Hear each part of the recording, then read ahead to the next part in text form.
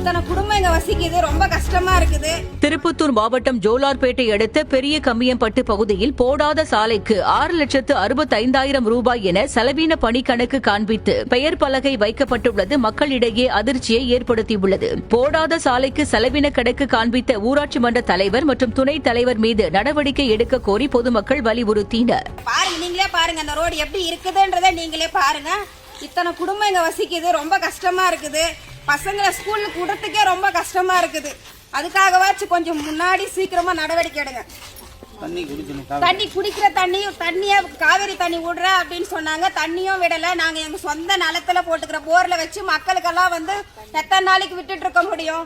அதெல்லாம் விட முடியாது. காவேரி தண்ணி எங்களுக்கு கண்டிப்பா வந்துதான் ஆகணும்.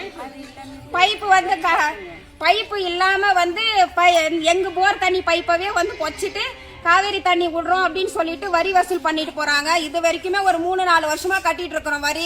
600 ரூபாய் வருஷம் கட்டுறோம். ஆனா தண்ணி வரல. எங்க போர்ல இருந்து விடுறதுக்கே நாங்க எதுக்கு வரி கட்டணும்? எத்தனை குடும்பம் கட்டுது இங்க வரி?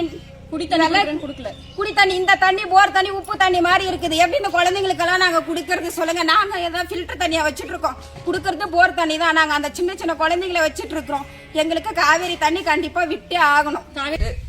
பர்தாமேட்டு வரைக்கும் ரோடு போடணும்னு சொல்லி இருந்துச்சு. ஆனா இப்போ குணசேகர வீட்டுல இருந்து வேல் வீட்டு வரைக்கும் ரோடு போட்டிருக்காங்க. இடைப்பட்ட இடத்துல மட்டும்தான். இந்த பக்கம் இருந்து அந்த பக்கம் ரோடு போடவே இல்லை. பழைய சிமெண்ட் சாலை கூட இன்னும் இருக்கு, அவ்வளவு தூரம் இருக்கு. அந்த தூரத்துக்கு கூட ரோடு போடாம கம்ப்ளீட் பண்ணாம அப்படியே விட்டு போயிட்டாங்க. மழை காலத்துல ஃபுல்லா தண்ணி தேங்கி இங்க நின்றுக்குது. பசங்க போக முடியல, பூச்சி புழுகு வருது.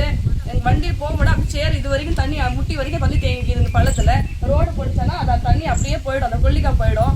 ஆனா இப்போ இடைப்பட்ட தூரத்துல மட்டும் ரோடு போட்டு மற்ற இடத்துல ரோடு போடாம நின்று பேசி அதை கரெக்டா பண்ணி முழுமையா முடிக்காம ஊர் தலைவரும் துணை தலைவரும் எங்களுக்கு ஸ்டெப் எடுக்கல. நீங்க மாவட்ட ஆட்சியர் ஸ்டெப் எடுத்து எங்களுக்கு அது முழுமையா அந்த ரோட பலகையில அறிவிப்பு பலகையில எழுதுற மாதிரி 140 மீட்டருக்கு ரோடு போட்டு தரணும்னு.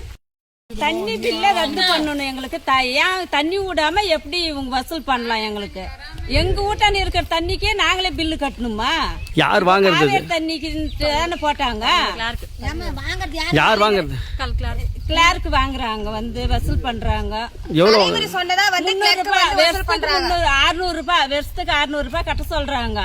காவேரி தண்ணியே வராம நாங்க ஏன் கட்டணும்? எதுக்காக கட்டணும் நாங்க பில்லு?